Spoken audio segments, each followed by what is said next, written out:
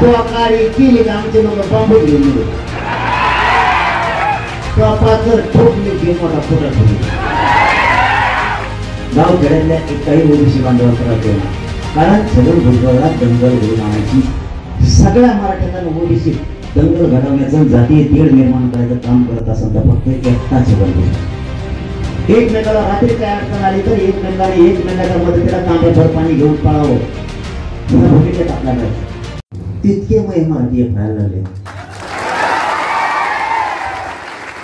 इतका फायदा व्हायला लागलाय तो आम्हाला माझ्या समाजाला. तो आकारी केली का आमचे लोक बांबूच घेऊन निघत, तो पाचर ठोकले की मोठा खोटा ठोकी. तुला कसं कळणार, आम्हाला काही कळणार एवढं वय झालं. तो इथं येऊन आमच्या शिवाशेजारी आमच्यात काढी लावली मोकळा झाला. अख्खे महाराष्ट्रातले मराठी एक झाले. किती सोपं झालं मला. कमून कळा, तुम्ही जितकं करता तितका सामाजिक होतो. परत सांगतो, ते जर गार पडले ना आपलं गार पडत. तुझे देव म्हणा किती कमी आमचे तितके एक होते. त्यांनी 30-35 जण पडेल गळेल गुळेल गोळा केले आणि ते आपल्या विरोधात आता काम करते. आणि आता आपले फोन यायला लागले. मला एक पत्रकार बांधवांनी प्रश्न विचारला, तुमचे फोन करते जणू रातपासून. म्हणलं कालपासून, रातपासून नाही. ते म्हणते हम भी आहे तुम्हाला साथ. म्हणलं आहे तर चलून दे मग जात काय. म्हणजे मराठीचे एक झाले. कोणामुळं? त्यांनी केली शाळा, त्याने केलं ओपन. त्याने ओपनला केलं माझ्या संग इतके आणि लागलं कागद वाचायला. कागद पुढं घेतलेला, तलवारचे दिलदार बऱ्या नामका झाल्या आणि तलवारी घासा. आता ते म्हणला तलवारी घासा गंजलेल्या मराठी ताईट झाली. आहे का नाही काही गरज आहे त्याला उकरून भांडणं आणायची. सुई नसताना नसते. तो जितकं करेल तितका मराठी व्हायला, तो जितका करेल तितका. माझी तुम्हाला हात जोडून विनंती सगळ्याला, आपल्याला नाही हरायचं. कोणाच्या पायाला पाय नाही लावायचं. तुमचा लेबर म्हणून सांगतो तुम्हाला, कोणालाच पाय लावायचा नाही, पाय पडायचा. जवळ नड्याला येत नाही तोवर सहन करू. निवडणुकीत काही लोक म्हणले होते निवडणूक होईस तर संयम धरा. धरला तेही निवडणूक झाली की केलं सुरू. तसं आपण काही आंदोलन संपत तर संयम धरा. बघू, आपण बी बघू. नाविलाज सुरुवात आपल्याकडून नको आहे. गाव खेड्यातल्या एकाही ओबीसी बांधवाला त्रास देऊ नका. एकाही. त्यांनी देव द्या म्हणलंय मी तुम्हाला, त्यांना देव द्या. काय द्यायचं? कारण छगन भुजबळला दंगल घडून आणायची. कारण त्याचं तसं आहे. लगेच सांगतो, एक 10 मिनिटं वेळ घेतो. कारण मग अंग कापायला लागलं. एखाद्या दिवस मला पुन्हा हॉस्पिटलला जावं लागतं. कापायची अंगात पुन्हा आग व्हायला लागली. मी नाही खोटं बोलत नाही. शरीर नाही साथ देत मला, खरं सांगतो मी तुम्हाला. त्याने किती डाव टाकले, त्याला दंगल करायची आणि आपल्याला नाही होऊन द्यायची.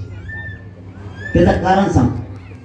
आपलं स्थगित केलेलं आंदोलन किती महिने झाले? 10 महिने झाले आपलं आंदोलन सुरू आहे. आपलं स्थगित केलेलं आंदोलन उपोषणे आपल्याला परवानगी नाकार. आपल्या शेजारी का दिली त्यांच्यावर नाही डोसणार आपण कधी. छगन भुजबळने एवढा दबाव आणला, त्यांना दिला. त्यांना देऊ नये मताचे नाही आपण. याला काय म्हणते? जातीवाद नाही म्हणतं, काय म्हणते? हे छगन भुजबळचे मराठ्यांच्या विरोधात डाव सुरू आहे. ना आपला विरोधक ओबीसीचा कुठला नेता आहे, ना धनगर बांधवांचा कोणता नेता आहे. सगळ्या मराठ्यांना ओबीसी दंगल घडवण्याचं, जातीय तेढ निर्माण करायचं काम करत असेल तर फक्त एकटा छगन भुजबळ, दुसरं कोणीच नाही. त्याच्यामुळे त्यांनी किती काही केलं तरी आपण नाही आणि कधी हटणार सुद्धा. मी काय चूक करतो मला सरळ सांगा. तुम्हाला आरक्षण असून तुम्ही इतकी एक झाला, तुमचे भांडणं करायची तयारी आहे. आरक्षण असून आम्हाला न मिळून देण्यासाठी भांडणं करायची तयारी. मग मला एक सांगा, आम्हाला नाही म्हणल्यावर आम्ही किती तयारीत असतो?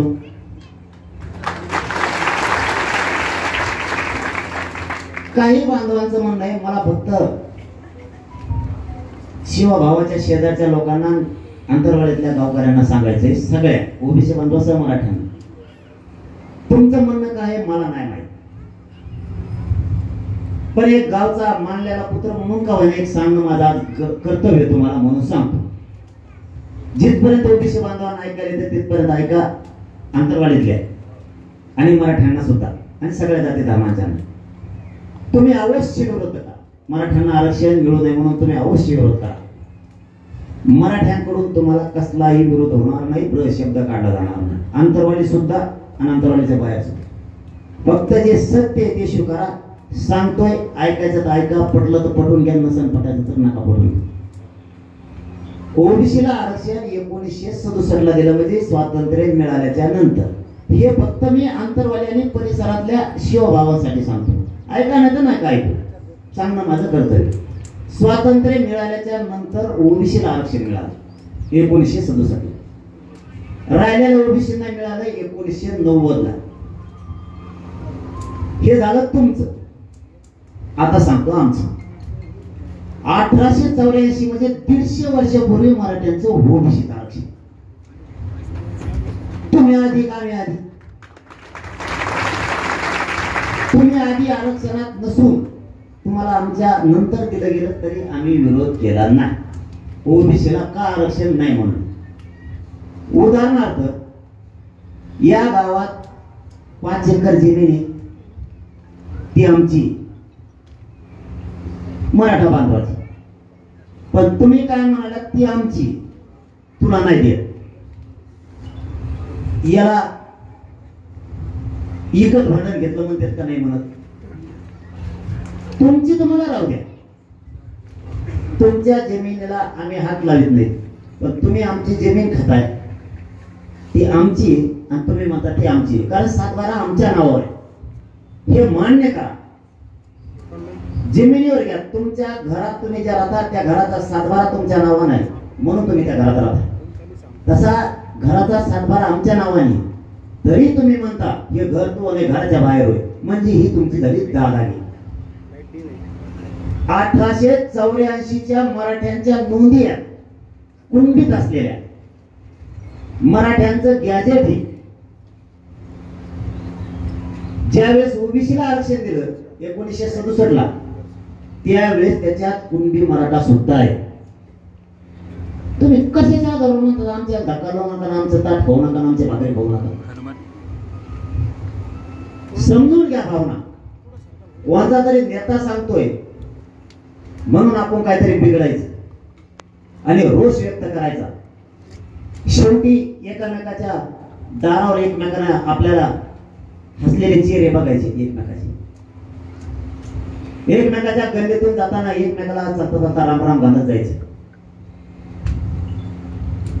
एकमेकाच्या शेतातून जाताना एकमेकाला रात्री काय अडचण आली तर एकमेकाने एकमेकाच्या मदतीला तांब्याभर पाणी घेऊन पळावं, ह्या भूमिकेत आपल्याला राहायचं. आम्ही तुमचं घेत नाही, तुम्ही सगळ्यात आधी हे समजून घ्या.